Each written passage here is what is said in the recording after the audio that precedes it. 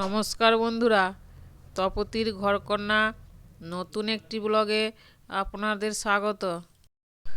আজ আমি ঘরোয়া পদ্ধতিতে নিরামিষ ফুলকপির পকোড়া বানানো দেখাবো। বিকেলের আড্ডায় গরম গরম চায়ের সঙ্গে গরম গরম ফুলকপির পকোড়া, আড্ডাটা একদম জমে যাবে। ফুলকপির পকোড়া বানানোর জন্য আমি একটা মিডিয়াম সাইজের ফুলকপি নিয়ে পিস করে নিচ্ছি।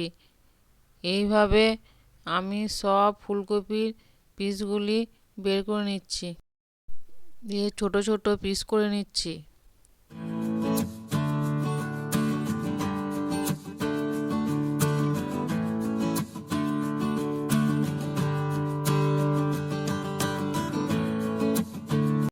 ফুলকপি সব পিস করা হয়ে গেছে।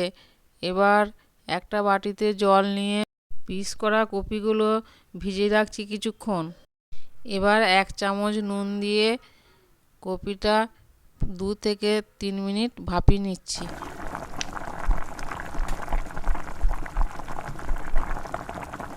কপিটা 2-3 মিনিট ভাপানো হয়ে গেছে।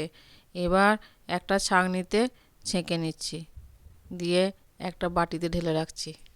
এবার পকোড়া ভাজার জন্য ব্যাটারটা তৈরি করে নেব।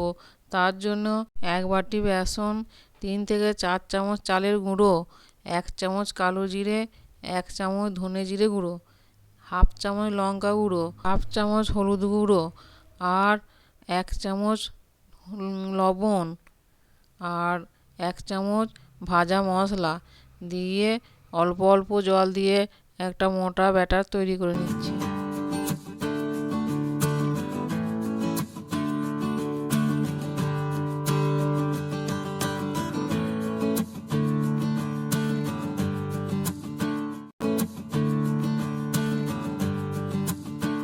ব্যাটারটা তৈরি করা হয়ে গেছে।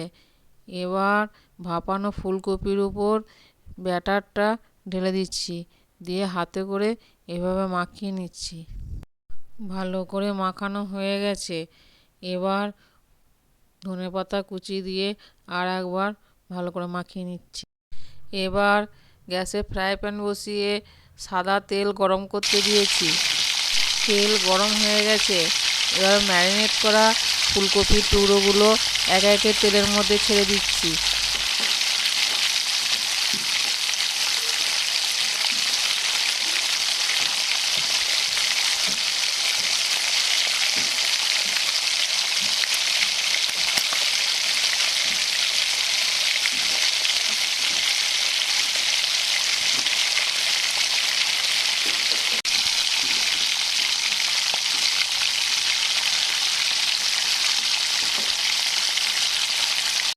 পকোড়াগুলি ভাজা হয়ে গেছে। এবার একটা পাত্রে তুলে নিচ্ছি। এইভাবে আমি সব ফুলকপির পকোড়া ভেজে নিচ্ছি। আমাদের নিরামিষ ফুলকপির পকোড়া তৈরি হয়ে গেছে। এবার ফুলকপির পকোড়ার উপর ভাজা মশলা ছড়িয়ে দিচ্ছি। লেবু, কাঁচা লঙ্কা আর টমেটো সস দিয়ে পরিবেশন করছি আমাদের নিরামিষ ফুলকপির পকোড়া। দেখুন বন্ধুরা, কত সুন্দর হয়েছে। দেখতেও যেমন ভালো হয়েছে, খেতেও সেরকম মুচমুচে হয়েছে। বন্ধুরা, আপনারাও বিকালবেলা চায়ের সাথে এই নিরামিষ ফুলকপির পকোড়া বানিয়ে খেতে পারেন, ভালো লাগবে। আর ভালো লাগলে অবশ্যই লাইক, কমেন্ট, শেয়ার, সাবস্ক্রাইব করবেন। আজ এই পর্যন্তই। আবার দেখা হবে অন্য কোনো ব্লগে, অন্য কোনো রেসিপি নিয়ে। ততক্ষণ সকলেই ভালো থাকবেন, সুস্থ থাকবেন। ধন্যবাদ সকলকে ভিডিওটি শেষ পর্যন্ত দেখার জন্য।